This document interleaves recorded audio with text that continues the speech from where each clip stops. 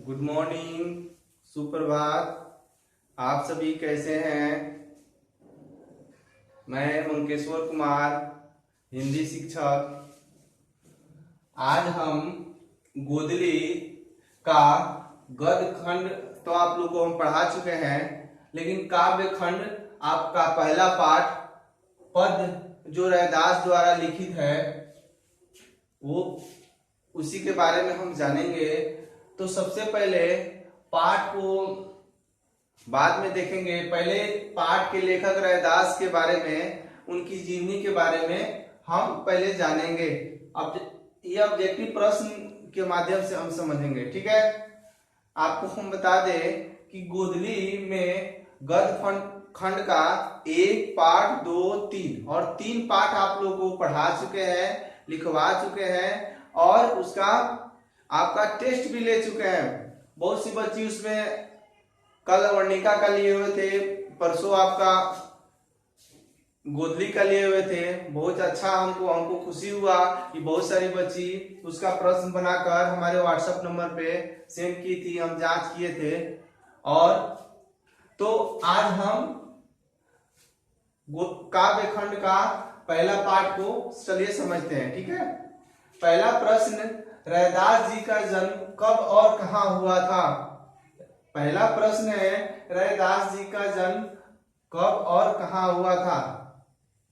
तो 1388 ईस्वी में बनारस में। दूसरा जो प्रश्न है, रैदास किनके गुरु थे? मीराबाई के। यहाँ पे 2 प्रश्न बनता है। पहला, रैदास किनके गुरु थे या मीराबाई के गुरु कौन थे, ठीक है। तो मीराबाई के गुरु कौन थे? रैदास। और रैदास किनके गुरु थे? मीराबाई के। 3 नंबर जो प्रश्न है, कबीर की तरह रैदास भी किस कोटि के कवि हैं? कबीर की तरह रैदास भी किस कोटि के कवि हैं? तो संत कोटि के। आप सभी को पता होना चाहिए कबीरदास भी संत कोटि के कवि हैं। वो कर्म पर विश्वास करते हैं, न कि जाति धर्म पे। 4 नंबर जो प्रश्न है, मूर्ति पूजा तीर्थ यात्रा जैसे दिखावे में रैदास जी का क्या नहीं था? मूर्ति पूजा तीर्थ यात्रा जैसे दिखावे में रैदास जी का क्या नहीं था? तो विश्वास नहीं था।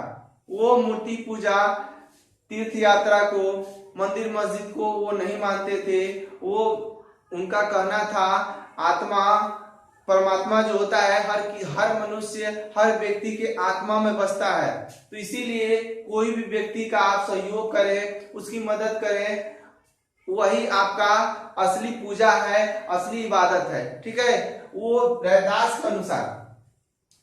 वैसे भी कबीरदास भी कर्म की प्रधानता करते थे, कर्म को मानते थे। तो 5 नंबर जो प्रश्न है, रैदास के कितने पद गुरु ग्रंथ साहब में शामिल है? तो 40 पद। रैदास के कितने पद गुरु ग्रंथ साहब में शामिल है? तो 40 पद। आपको मालूम होगा गुरु ग्रंथ साहब क्या है? सिख धर्म का पवित्र ग्रंथ है। तो चलिए हम अगला हम 6 नंबर प्रश्न देखते हैं।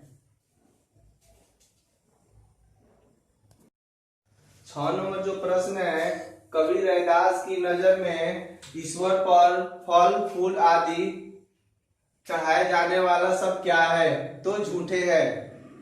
6 नंबर प्रश्न एक बार और फिर से पढ़ देते हैं। कवि रैदास की नजर में ईश्वर पर जल फल फूल जल आदि चढ़ाए जाने वाला सब क्या है? तो झूठे हैं। 7 नंबर प्रश्न है, कवि किसकी कर्म कांड में नहीं पढ़ना चाहता है? कवि रैदास जो है किनकी कर्म कांड में नहीं पढ़ना चाहता है? तो पूजा पाठ के। 8 नंबर जो प्रश्न है, ईश्वर की पूजा कैसे करता है? कवि जो है ईश्वर की पूजा कैसे करते हैं, ठीक है। तो मन ही मन करता है, ठीक है। 9 नंबर जो प्रश्न है, कवि किसको व्यर्थ मानते हैं? कवि किसको व्यर्थ मानते हैं? तो कर्म कांड को वो व्यर्थ मानते हैं। 11 नंबर जो प्रश्न है, रैदास किस काल के कवि हैं? तो मध्य काल के कवि हैं। 11 नंबर प्रश्न है, रैदास ने अपनी रचनाएं किस भाषा में की है? तो व्यवहारिक ब्रज भाषा में। व्यवहारिक ब्रज भाषा में।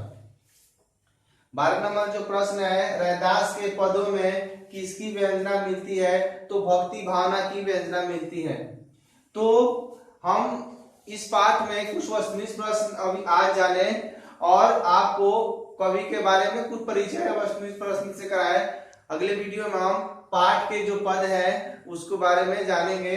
आप लोग इसे अपने कॉपी में नोट कर लें और याद करें।